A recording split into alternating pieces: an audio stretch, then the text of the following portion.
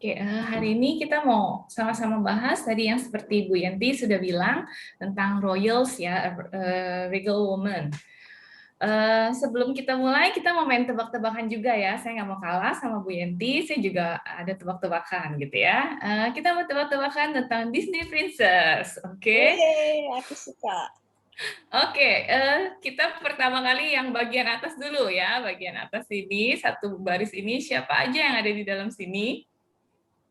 Nah, lo. Belle. Tahu aku. Taunya mermaid, Snow White. Iya. Belle. Yang pertama siapa ini? Belle. Belle ini? Rapunzel. Elsa ya? Rapunzel. Apa? Rapunzel. Yang ini? Ariel. Oke, terus? Jasmine. Tiana. Hebat lu. Tiana ya. Terus yang ini? Moana. Satu lagi? Cinderella. Coba kita lihat benar gak ya? Yeay. Oh, hebat. Yang di bawahnya? Snow White. Aurora ya. Ini? Itu Merida. Ini? Pocahontas. Ini? Jasmine. Mulan. Snow White. Snow White. Ya, coba kita lihat. Ya, semuanya betul. Ya, dulu saya ingat waktu kami masih di Malang, ada satu anak yang suka tebak-tebakin gitu ya. Ini siapa gitu ya. Jadi saya sedikit banyak tahu gitu ya. Ini princess siapa aja gitu. Nah, seperti yang kita tahu di film Disney Princess ini biasanya ada orang jahatnya, terus nanti princessnya ketemu dengan pangeran, terus habis itu mereka menikah, lalu dibilangnya and they live happily ever after gitu ya. Jadi setelah itu mereka hidup bahagia selama-lamanya. Kenyataannya di dalam hidup kita apakah seperti itu? Tapi kenyataannya nggak seperti itu ya. Kita hidup bukan di dunia yang happily ever after. Setelah menikah, setelah kita bertemu dengan pangeran kekasih hati kita, ada apa? Nah, ada banyak tugas, tanggung jawab gitu ya, mengurus rumah, mengurus anak, kalau yang bekerja juga kantor gitu ya, segala urusan banyak yang harus dilakukan. Nah, menurut survei dari majalah Forbes mengatakan bahwa di Singapura ini 1 di antara 7 orang pernah mengalami masalah kesehatan mental. Jadi ada challenge kesehatan mental di Singapura ini 1 di antara 7 orang. Kita semua hari ini ada berapa ya yang datang? Sekitar 35 gitu ya? 37. 35, 37. Berarti kalau 1 di antara 7, berarti kita juga nggak luput ya dari itu. Jadi ada di antara kita yang juga mengalami mental health challenge ini. Nah, dalam hidup kita sebagai perempuan, kita juga mengalami banyak pergumulan gitu ya. Dan juga kadang-kadang pergumulan yang berkaitan dengan mental health ini. Bukan berarti kita jadi kayak orang gila gitu ya, bukan jadi parah seperti itu, tapi seperti kesehatan fisik ya, kadang-kadang kita bergumul dengan pegel-pegel, sakit kepala, sakit perut gitu ya. Nah, ini juga penyakit ringan gitu ya di dalam mental kita. Seperti apa sih itu? Nah, yang sedang banyak terjadi ini anxiety. Jadi kita kepikiran banyak hal gitu ya. Kita mikirin masa depan, pekerjaan, terus anak-anak gitu ya. Jadi di dalam pikiran kita banyak kali pertanyaan what if, what if, what if, what if. Gimana kalau begini gitu ya. Jadi itu kadang-kadang membuat kita jadi sulit tidur, kadang-kadang juga jadi sulit konsentrasi gitu. Selain anxiety, ada juga feeling of worthlessness. Jadi kita merasa nggak berharga. Kita ngapain sih tiap hari kayak begini, di rumah aja bersihin rumah gitu ya.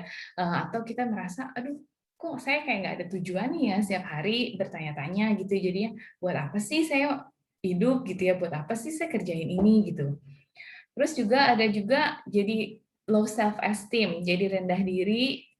Kita merasa diri kita ada yang kurang gitu ya, selalu kurang gitu. Jadi kita merasa, aduh saya kurang pintar masak, saya kurang pinter urus rumah, saya kurang bisa urus anak, saya kurang rohani, saya kurang bisa sosialisasi, jadi semua yang kurang.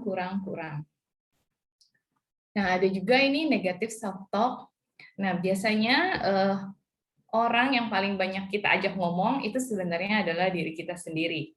Nah, contohnya ya, mungkin sekarang lagi di KW, kita nggak selamanya bisa fokus gitu ya pikiran kita. Kadang-kadang kita mikir, aduh nanti kita masak apa ya?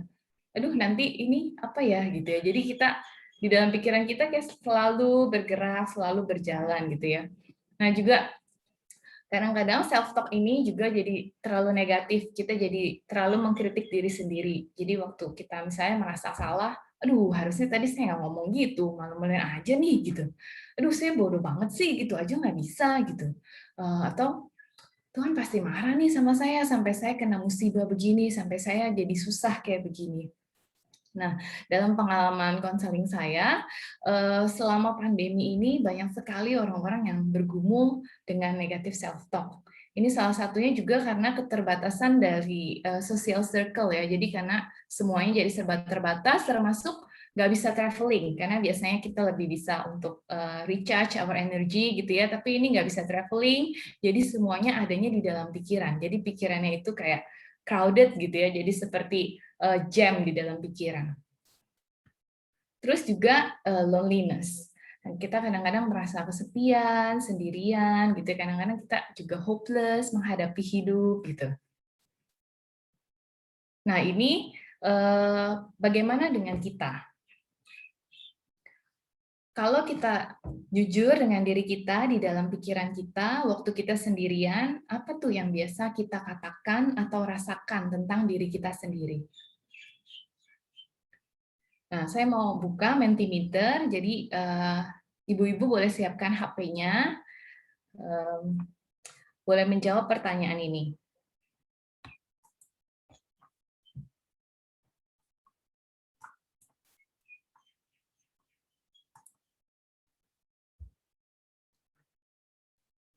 Oke, masuk ke menti.com, terus pakai code-nya 27389885 ya, ini code-nya.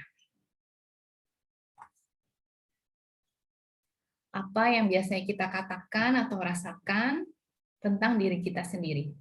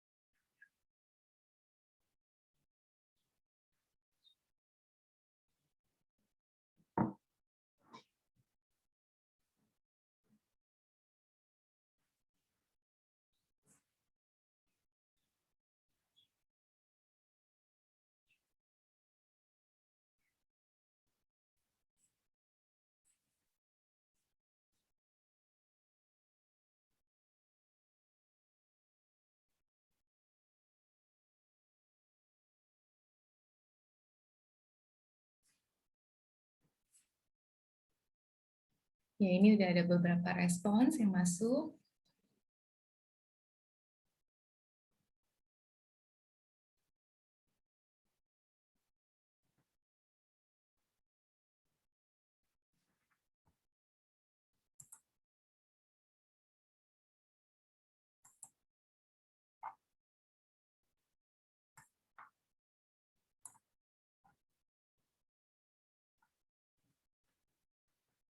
Ada yang merasa bersyukur, ada juga yang merasa males, tidak cantik, tidak berharga, not good enough, gak pinter.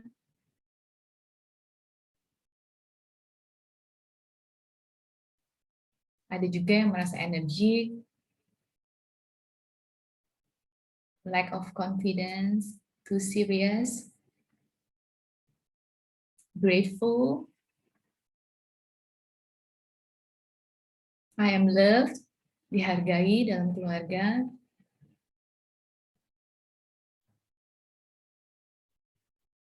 dikasihi Tuhan,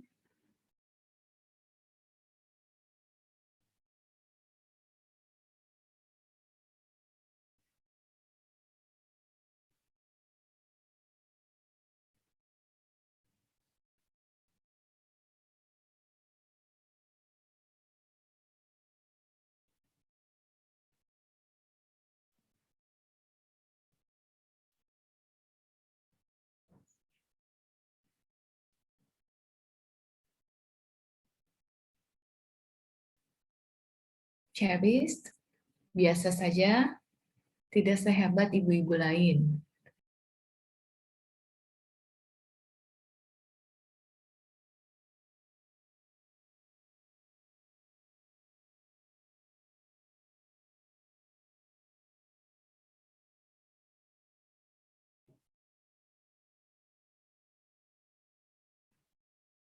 Ya, jadi di sini kita bisa lihat ada perasaan-perasaan atau pikiran-pikiran yang kita memandang diri dengan negatif, tapi ada juga perasaan-perasaan dan pikiran-pikiran di mana kita memandang diri, oh saya bersyukur, saya diberkati, blessed ya. Yang lalu saya juga pernah kasih survei ini ke remaja gitu ya.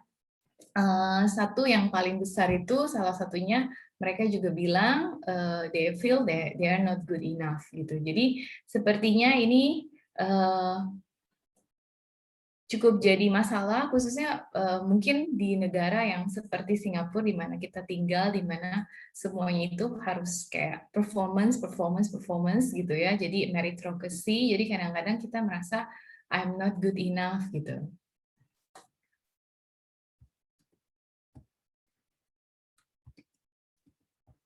Oke. Nah, apa sih yang menyebabkan kita tuh sering kadang-kadang ya merasa diri kita tuh negatif?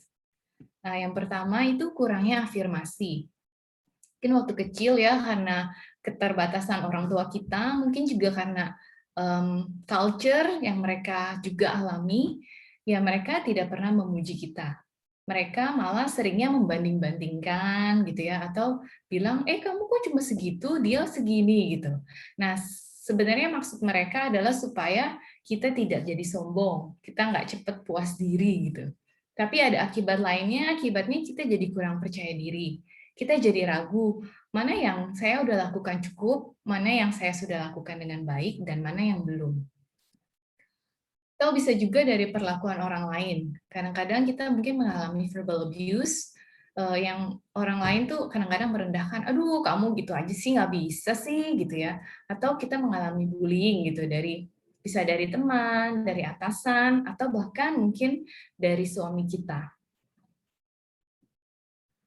Juga pengaruh media sosial. Ini juga menyebabkan kita kadang-kadang merasa, aduh kok yang lain bisa punya lebih ya, saya kok selalu punyanya kurang gitu. Ketika melihat di foto mungkin mereka keluarganya kelihatannya harmonis, terus anak-anaknya berprestasi gitu ya, terus kitchennya bagus gitu ya, alat-alat dapurnya juga bagus, tasnya, bajunya gitu. Kita jadi merasa kayak, aduh kok saya kurang ya gitu. Terus juga kadang-kadang ketika kita nonton gitu ya, nonton YouTube, Netflix atau drakor gitu ya, kadang-kadang kita merasa saya kok tidak seberuntung orang itu, saya kok nggak punya suami yang seromantis itu, saya kok nggak punya yang mereka punya.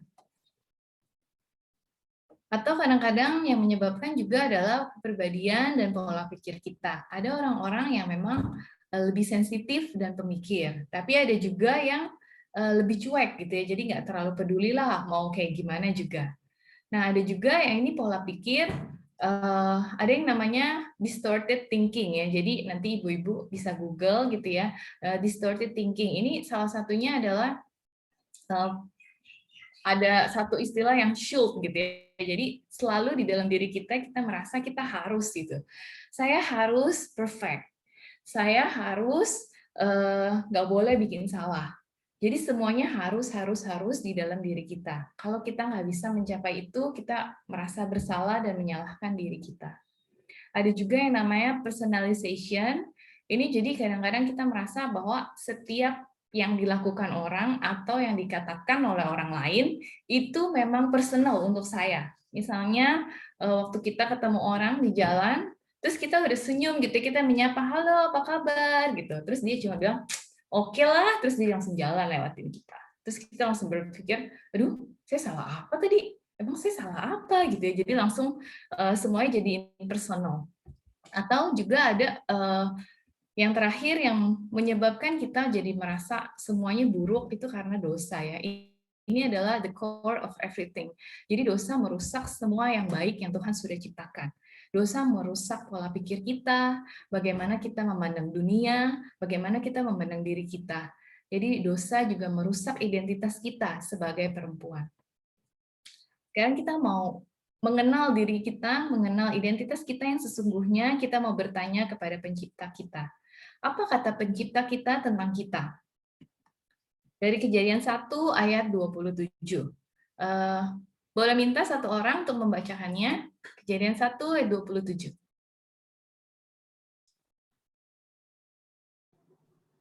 Kejadian 1 ayat 27, maka Allah menciptakan manusia itu menurut gambarnya. Menurut gambar Allah, diciptakannya dia, laki-laki dan perempuan. Diciptakannya mereka.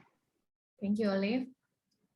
Di sini dikatakan kita diciptakan segambar dengan Allah. Apa sih artinya? Artinya kita mirip dengan Allah. Seperti waktu punya bayi ya, biasanya saya dengar kalau teman-teman yang punya anak pasti bilang, wah dia mirip siapa ya? Kalau mirip saya, wah seneng banget gitu ya, mamanya langsung seneng banget. Atau ketika kita dibilang mirip dengan orang terkenal gitu ya. Nah, saya pernah punya pengalaman nih dengan Ibu Ida ya, waktu kita mau jenguk Pak Feby, terus security-nya bilang sesuatu sama Bu Ida, katanya Bu Ida ini mirip. Nah, Bu Ida mirip dengan siapa Bu waktu itu dibilangnya?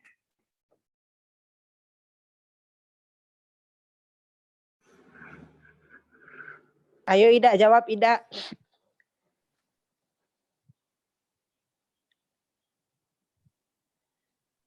Lalu mute, ya, mute. Aung San Suu Kyi. Loh, itu bukannya mirip Lucy? Yo Ayu Anida lah. Dia awalnya bilangnya apa mirip orang Myanmar gitu ya Bu Ida ya. Siapa? Itu. Harusnya mirip Chen Liping. Ya dah. Liping gemuk lah, Nit. Oh gemuk ya. Siapa dong? Siapa itu? Saya nggak tahu. Ayo Ida. Ya udah. Iya, jadi kita kalau dibilang sebenarnya mirip sama orang terkenal gitu ya, atau orang yang memang kita kagumi, wah kita pasti seneng gitu ya. Nah di sini dibilang kita itu mirip dengan Allah, pencipta kita, Allah semesta alam, dan kita dibilangnya kita itu mirip. Dan secara khusus kita juga diciptakannya kan di sini dibilang diciptakan Allah menurut gambar Allah, diciptakannya Dia, laki-laki dan perempuan diciptakannya mereka.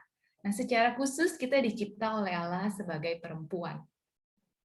Ini adalah satu privilege gitu ya, Tuhan menciptakan kita sebagai perempuan. Nah, waktu itu Hawa dicipta secara khusus oleh Tuhan untuk menjadi penolong yang sepadan bagi Adam. Nah, kita juga dicipta secara khusus oleh Allah untuk menjadi penolong. Penolong dalam hal apa? Dalam hal mengemban mandat dari Tuhan sendiri, yaitu untuk berkuasa atas bumi, beranak cucu, memenuhi bumi. Bukan sekedar jadi punya banyak anak, tapi memenuhi bumi dengan gambar Allah. Jadi Tuhan menciptakan kita sebagai perempuan yang mirip dengan Allah untuk misi yang sama, menjadi penolong yang sepadan untuk suami kita, untuk melakukan kehendak Tuhan, memuliakan Tuhan, menghadirkan kerajaan Allah di bumi, memenuhi bumi dengan gambar Allah. Ini adalah identitas kita di hadapan Tuhan. Nah, selain dari kita adalah gambar Allah dan dicipta oleh Allah, Yesaya 43 ayat 1 juga mengatakan hal yang menarik ya. Boleh tolong satu orang bacakan?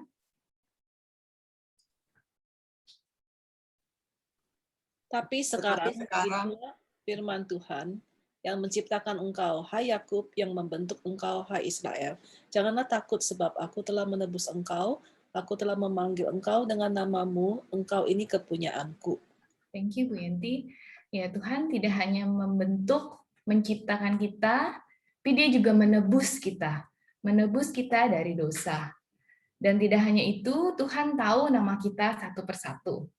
Kita pasti senang dan bangga ya waktu diingat namanya. Saya ingat waktu 2019, waktu bulan Juni itu, waktu saya ambil waktu ke saat lagi untuk upgrade MTH, itu ada satu dosen, dosen ini tinggalnya di OC, jadi dia kalau datang itu cuma 1 tahun 1 kali untuk mengajar kelas intensif. Nah terus karena semuanya alumni dari tahun 98 gitu ya sampai yang kemarin tahun 2013, nah jadi semuanya kami datang gitu yang ngerubunin ibunya. Terus ibunya ingat gitu ya namanya sampai beberapa orang, dia ingat juga ke saya, dia bilang, kamu di Singapura ya, gimana kabarnya gitu. Nah terus ternyata semua orang langsung bilang, Bu saya siapa Bu? Bu saya siapa Bu? Gitu ya. Jadi kayak seneng banget ibu ini masih mengingat, padahal ketemunya cuma 1 tahun 1 kali doang dan cuma di kelas intensif gitu. Ya kita seneng kalau orang mengingat nama kita. Nah, di sini dibilang bahwa Tuhan memanggil kita dengan nama kita. Jadi Tuhan tahu nama kita. Dia bilang, kita ini kepunyaannya. Kita ini miliknya Tuhan. Nah, seperti kita kalau punya barang, misalnya kayak handphone gitu ya, ini milik kita. Kita pasti menjaga baik-baik. Atau kayak rumah gitu ya, makanya kita bersihkan, kita kunci pintunya, karena kita menjaga barang milik kita. Nah, kita adalah milik Tuhan. Tuhan menjaga dan mengasihi kita. Nah, ini identitas kita adalah kepunyaan Allah, kita dikenal, dikasihi oleh Allah. Yang selanjutnya dari Efesus 2 ayat 19. Minta satu orang lagi bacakan.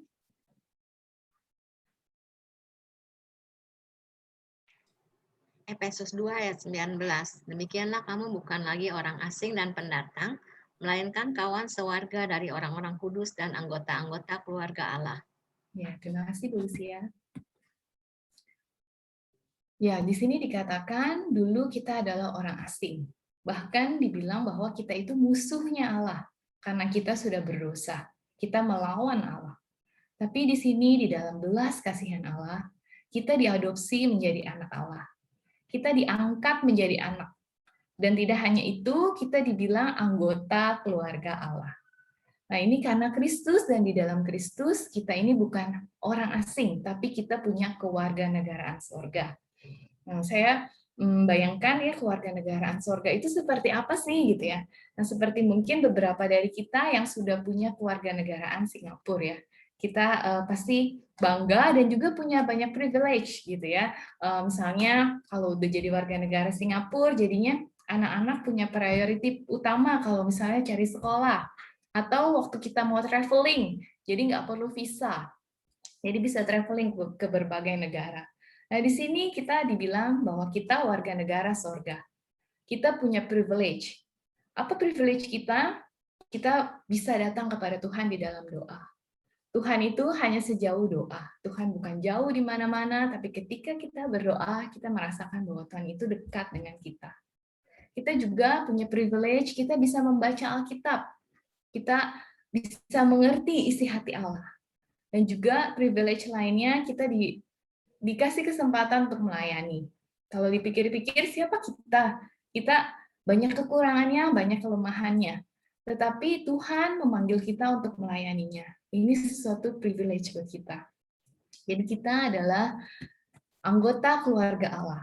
Kita diadopsi menjadi anak Allah. Lalu dari 1 Petrus 2 ayat 9 dan 10. Minta satu orang tolong bacakan.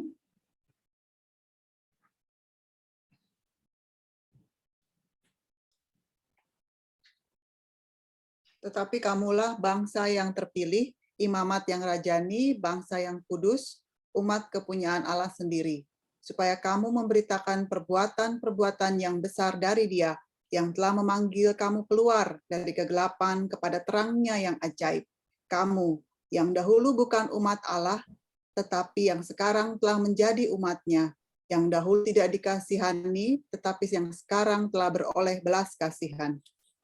Ya, ini terima kasih Bu Selvi. Ini temanya hari ini kan royal ya. Jadi saya melihat sepertinya dari tema ini ya. Jadi imamat yang rajani, kita jadi royal. Kita jadi bagian dari keluarga Allah, kerajaan Allah. Bukan karena kita hebat, bukan karena kita pinter, bukan karena kita cantik, tetapi karena Kristus yang sudah menebus kita. Kita adalah orang pilihan, orang terpilih. Nah, saya bayangkan kalau misalnya ada MP yang datang gitu ya, entah ke rumah atau kita ketemu di jalan gitu, kita kayak pengen foto gitu ya sama dia gitu. Kita sudah senang gitu, karena kita kayak, oh kita bisa akhirnya berkenalan, bertemu dengan orang terkenal. Nah, di sini kita dipilih oleh Allah spesial di matanya. Jadi kita itu boleh datang terus-menerus, tidak hanya sebentar, tapi boleh menikmati Tuhan, gitu, karena ada Kristus yang sudah menebus kita.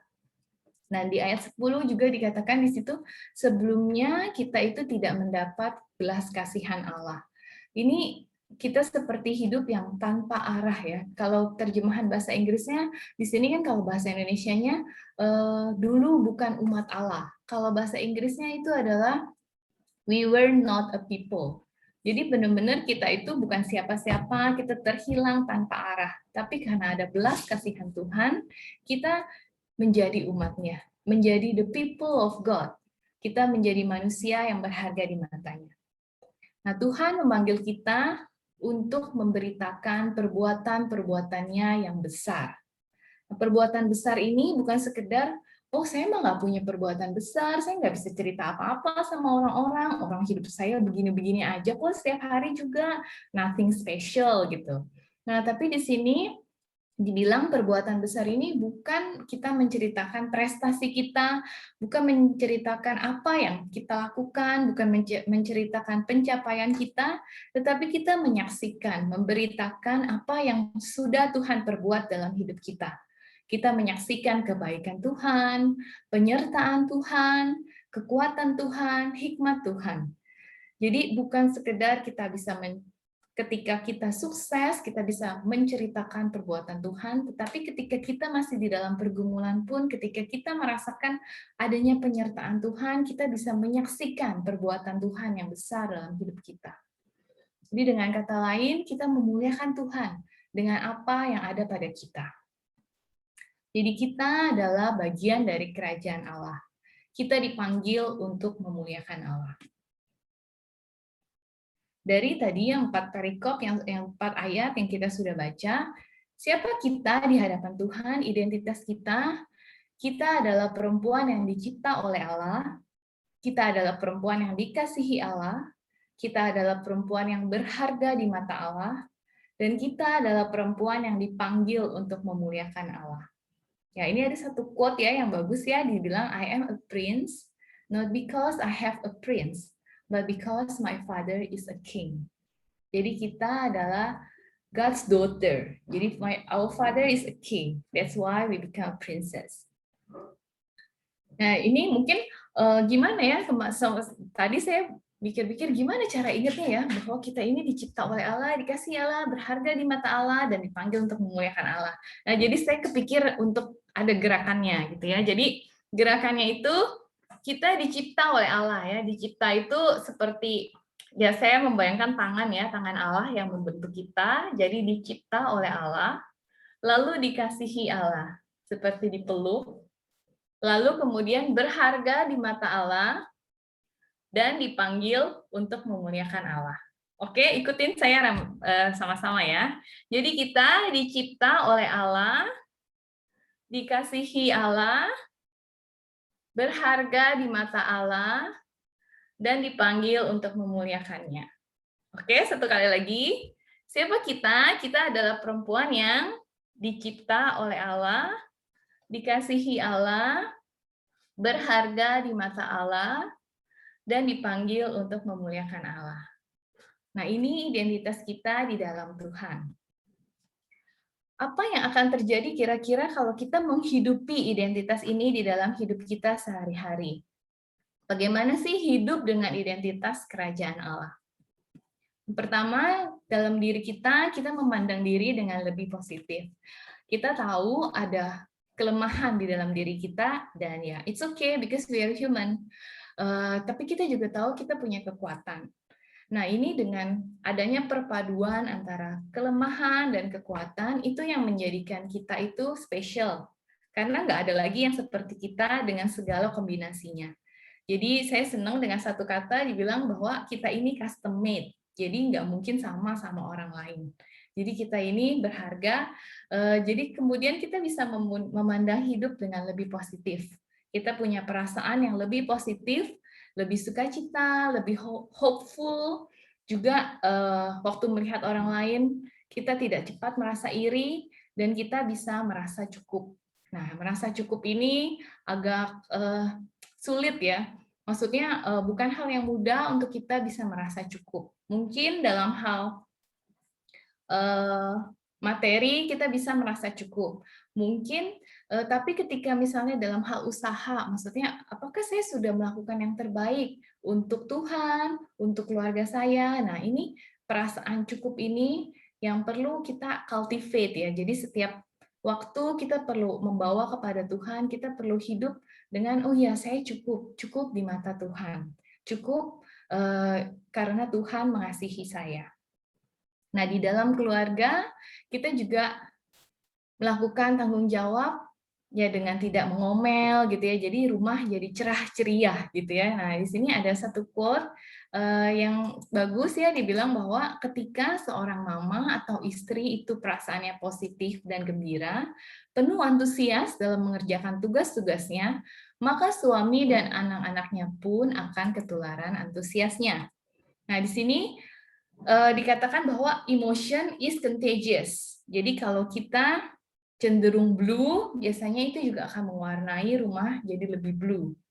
Tapi kalau kita misalnya kita cenderung yang positif, yang lebih ceria gitu ya, lebih sukacita, itu juga akan membuat suasana rumah juga lebih ceria, lebih sukacita.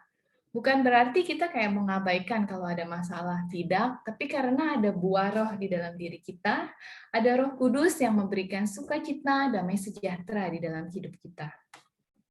Nah, dalam relasi dengan sesama, ketika kita hidup dengan identitas kerajaan Allah, kita pun jadi tidak mudah untuk menjadi kayak minder, membandingkan diri dengan orang lain. Kita juga tidak cepat menghakimi atau merendahkan orang lain, dan kita lebih punya belas kasihan, lebih extending grace gitu ya, karena semua orang butuh anugerah, semua orang butuh belas kasihan, dan Tuhan sudah beranugerah kepada kita, dan kita mau menyalurkannya kepada orang lain. Lalu dalam relasi dengan Tuhan juga kita menjadi hidupnya bersyukur, percaya, taat, setia mengerjakan setiap tugas dan tanggung jawab yang dipercayakan.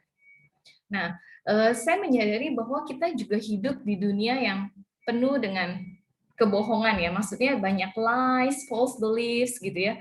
Jadi kebenaran-kebenaran firman Tuhan seringkali tuh kayak terkikis gitu ya dalam hidup kita, dan kita lebih mendengarkan apa kata dunia ini yang membuat kita kadang-kadang jadi, oh saya kok kurang ya, oh saya kok begini ya gitu.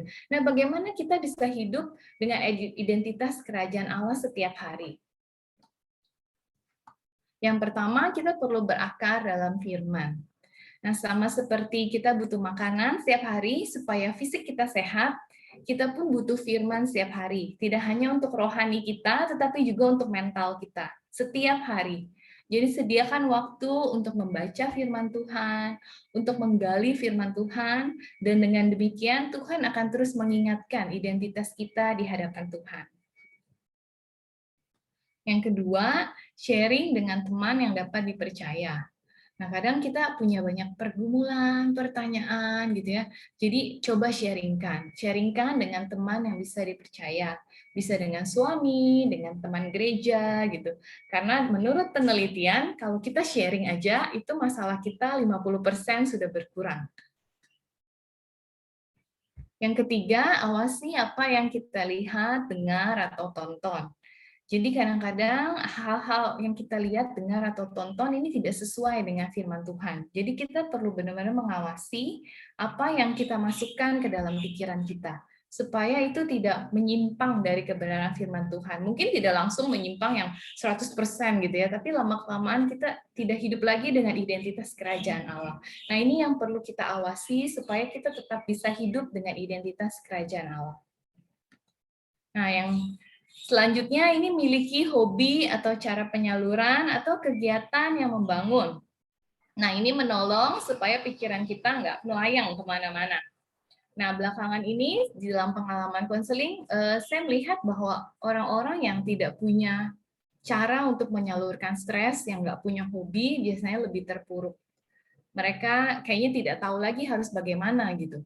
Nah, ini cara penyaluran ini bisa dengan menulis jurnal, bisa dengan menggambar, mewarna, dan masih banyak lagi. Nah, saya mau minta ide dari ibu-ibu semua, apa sih cara penyaluran yang membangun? Apa yang efektif buat ibu-ibu bisa untuk reducing stress, bisa untuk recharging gitu ya. Jadi apa tuh kegiatan atau hobi yang bisa membangun?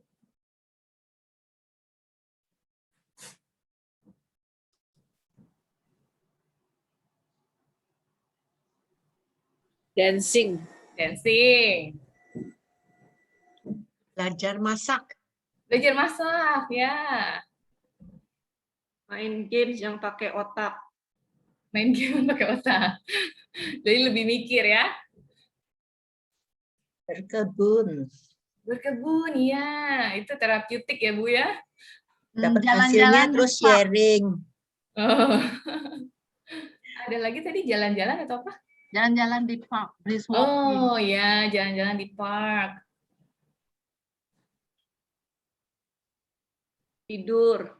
Tidur. Merajut. Rajut, ya. Coba resep baru. Ya, resep baru. Buat Nita nyanyi.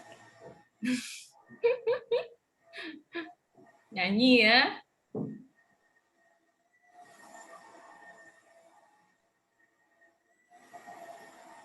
Apa lagi? Kok nggak ada yang baca firman Tuhan ya? Ini soalnya masuknya di kegiatan, Bu. Yang tadi berakar dalam firman, yang pertama udah. Yenti ngerjain PR BSF. Apalagi yang membuat kita tuh kayak refresh dan recharge. Ngobrol. Ngobrol, ya. Nyobain bermacam-macam kopi lah. Wah, coffee tester. Makan dessert. Makan dessert. Main sama pet. Main sama pet ya, buat yang punya pet.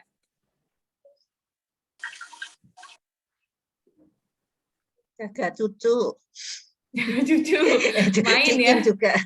Main sama dengan cucu ya, jadi ya. kekanak-kanakan. Jadi Nelly nanti. Nenek lincah.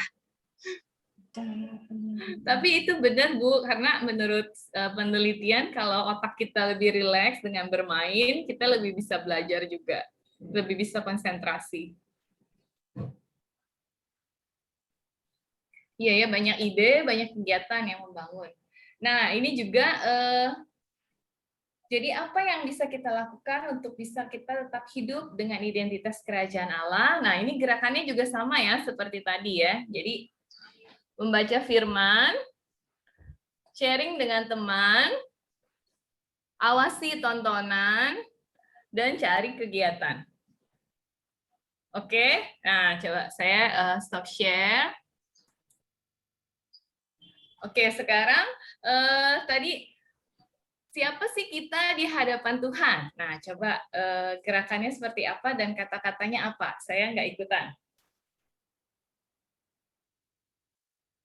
Dicipta Allah, dikasihi, berharga, dipanggil untuk memuliakan Allah. Ya, setelah itu apa yang bisa kita lakukan setiap hari untuk kita bisa tetap ingat identitas kita? Firman. Teman. Telepon. Kegiatan. Ulangi yang lebih keras suaranya. Firman. Baca firman. Cari teman. Kegiatan. Kegiatan ya. Ya, oke. Jadi tadi baca firman, Cari teman, sharing dengan teman, terus awasi tontonan, dan cari kegiatan. Oke, sekarang ada pertanyaan.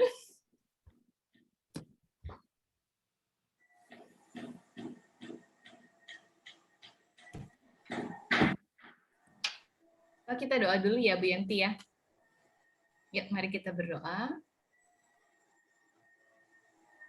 Bapa di dalam surga, kami bersyukur karena Engkau menciptakan kami dengan begitu spesial. Kami berharga di mata-Mu, kami dikasihi oleh Engkau, dan kami dipanggil untuk memuliakan nama-Mu. Bapa, di dalam hidup kami sehari-hari, kiranya Engkau yang menolong supaya kami terus berakar di dalam firman. Kami memiliki teman-teman yang membangun, kami juga mengawasi tontonan dan apapun yang masuk ke dalam pikiran kami, dan juga kami juga mencari kegiatan yang membangun, supaya hidup kami memuliakan Tuhan dan menjadi berkat bagi banyak orang, terutama pertama-tama bagi keluarga kami sendiri. Kiranya Engkau yang menolong supaya kami terus bertumbuh di dalam Tuhan. Dalam nama Tuhan Yesus kami berdoa. Amin. Amin. Terima kasih Stella. Apa ada Sama-sama. pertanyaan dari teman-teman semua? Ada berapa menit kita boleh bertanya ya? Kira-kira 5 menit gitu?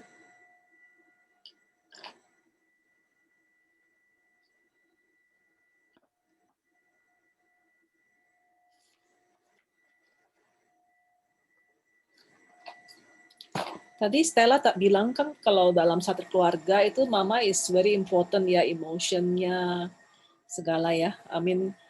Itu mempengaruhi segala sesuatu pun dalam keluarga kalau kita emosinya nggak stabil gitu.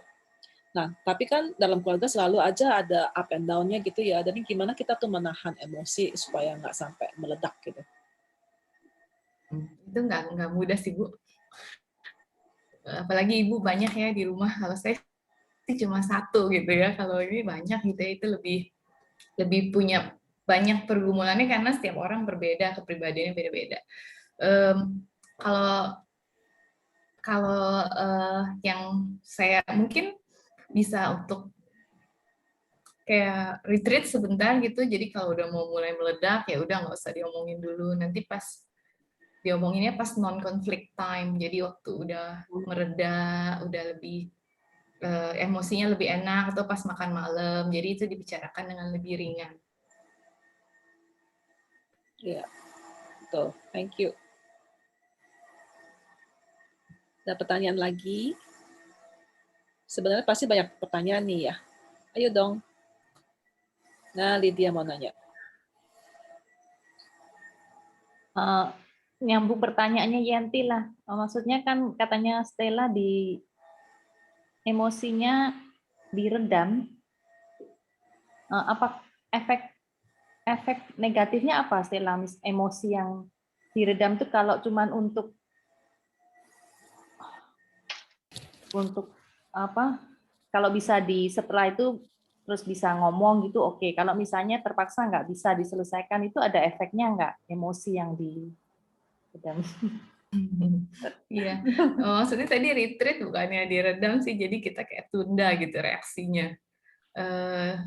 Memang kalau diredam pasti ada efeknya gitu ya, seperti kalau kita luka kita biarkan saja kayak nggak apa-apa, lama-lama ya makin sakit gitu. Nah sama juga dengan emosi, waktu kita punya konflik atau masalah tapi kita nggak bisa bicarakan, ya itu pasti ada efeknya. Mungkin memang kadang-kadang kita nggak bisa ngomongin dengan orangnya ya, kadang-kadang memang nggak selalu semua bisa dibicarakan. Tapi yang penting bagaimana kita menjaga hati kita supaya kita nggak ada grudges, nggak ada sakit hati, nggak ada dendam, atau kita merasa nanti ya kapan saya balas kamu, nah gitu. Jadi itunya yang kita perlu selesaikan. Saya biasanya yang saya lakukan itu ya saya menyelesaikan bersama dengan Tuhan gitu. Jadi saya doa atau saya journaling supaya saya bisa proses all the emotions gitu. Ya, thank you. Sama.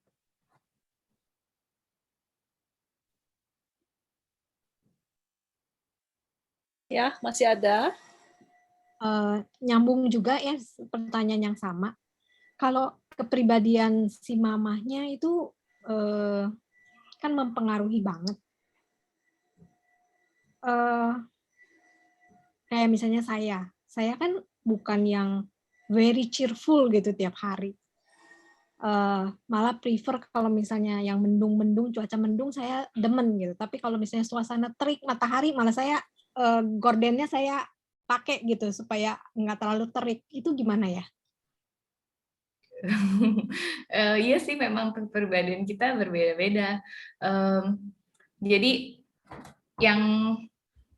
yang penting itu jadi emosinya positif bukan negatif. Jadi ada kan misalnya yang cenderung seperti melihat segala sesuatu negatif. Jadi dengan kita melihat negatif, biasanya kita komentarnya pun negatif gitu. Misalnya tentang anak-anak atau tentang rumah, misalnya, aduh, ini rumah berantakan terus nih apa gitu ya. Jadi kita kayak ngoceh terus. Nah itu emosi negatif gitu. Tapi kalau kita punya emosi yang lebih positif, kitanya pun jadi lebih chill, lebih relax gitu ya. Nggak harus yang up gitu ya, karena kan kepribadian orang beda-beda. Tapi ketika kita punya emosi yang lebih positif, biasanya itu mewarnai atmosfer di rumah.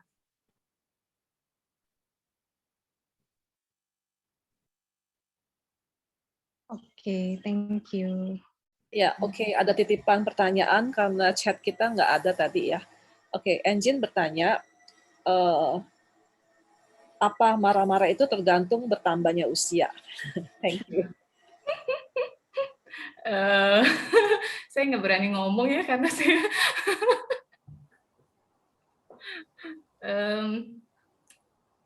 makin tua makin jadi ya, Engine.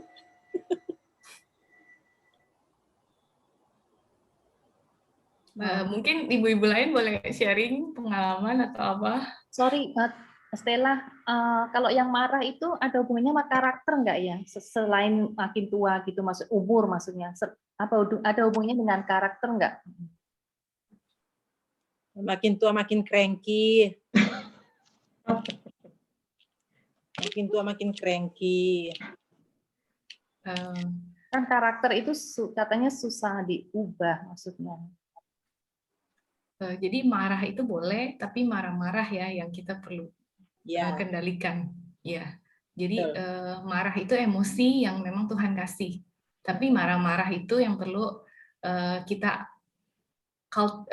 perlu apa ya namanya work it out ya. Jadi maksudnya kita nggak boleh marah-marah gitu, tapi kita boleh marah. Jadi kalau ada sesuatu yang nggak benar, kita perlu marah. Tapi kalau marah-marah itu memang seperti memuaskan apa yang kita pengen gitu. Nah itu jadi bukan cuma karena karakter, tapi juga mungkin karena banyak beban di dalam pikirannya. Jadi biasanya lebih cepat meledak gitu. Jadi punya beban-beban tertentu, baik yang masa dulu maupun yang sekarang karena terlalu stres gitu ya. Jadi tidak bisa regulasi stresnya, jadi cepat marah gitu, cepat marah-marah. Mungkin kayak seperti ada tekanan gitu ya, Stella. Jadi yang mungkin tekanan yang dipenuhi. Iya, karena marah itu sendiri sebenarnya emosi sekunder ya. Jadi bukan emosi primer. Biasanya ada emosi lainnya di balik marah-marah itu. Jadi misalnya ya anak kita ada anak yang lagi kerjain tugas terus dia marah-marah gitu. Nah, kenapa dia? Ternyata dia frustrasi karena dia nggak bisa menyelesaikan tugasnya. Nggak bisa jawab pertanyaannya. Jadi marah-marah itu sekunder, bukan primer. Atau misalnya waktu kita lagi buru-buru gitu ya, terus tiba-tiba anak atau suami bilang, tolongin ini dong gitu. Nah kita langsung marah-marah gitu. Nah itu biasanya juga karena misalnya kita merasa, aduh khawatir nanti nggak selesai semuanya. Jadi emosi pertamanya itu khawatir. Baru reaksi kemudiannya itu marah-marah. Terus Stella, bagaimana caranya kita sebagai orang yang hidup di tengah-tengah, maksudnya ya bersinggungan dengan orang-orang kan sekarang juga emosi orang kan lagi pada tinggi-tingginya dengan kondisi kayak gini. Gimana tuh kita harus bereaksi supaya kitanya nggak terpancing juga gitu? Iya, itu nggak gampang juga sih. Jadi kadang-kadang juga kitanya sendiri harus punya cukup energi ya setiap hari. Buat saya energi itu penting banget. Maksudnya butuh energi itu jadi bisa untuk controlling dan juga bisa untuk regulating gitu. Jadi kalau sayanya capek, saya juga lebih cenderung nggak bisa kendalikan itu, malah jadi reaktif. Tapi kalau misalnya saya punya cukup energi, saya bisa tidur, terus juga quality time saya sama Tuhan itu baik, nah itu saya bisa lebih menyikapinya dengan lebih positif ya. Jadi lebih, kenapa kamu marah-marah gitu ya, bukannya langsung apa sih lu marah-marah gitu ya, nggak kayak gitu. Jadi lebih bisa contain their feeling lah gitu. Ya, oke. Ya, oke. Ya, thank you so much Stella. I think yang terakhir itu bagus sekali. Jadi kita harus punya energi ya. Energi itu harus diisi terus dengan firman Tuhan supaya kita bertambah positive thinking kita dan nggak gampang jadi marah gitu ya. Satu kata yang saya sering dengar dari teman-teman BSF itu ya waktu kita sharing itu selalu bilang kalau kita tuh sebenarnya tuh umat pilihan Tuhan, kita sebenarnya udah di consecrated ya, jadi sudah disucikan gitu. Sudah disucikan dan sudah di set apart gitu, di set apart dan sudah ditebus dan sudah dipulihkan. Jadi itu pilihan kita, identity kita itu sebenarnya sudah begitu Tuhan siapkan, sudah di set apart malah, udah dipulihkan dan juga udah di-redeem gitu. Jadi sesuatu yang indah sebenarnya jadi anak Tuhan sih. Kalau kita terus kembali terus mengingat kalau kita sebenarnya sudah dipulihkan dan sudah ditebus gitu, I think itu kita itu suatu harga yang benar-benar membuat diri kita itu berharga sekali ya. Ya itu sih input saya. Thank you. Kita akan tutup persekutuan ini. Kita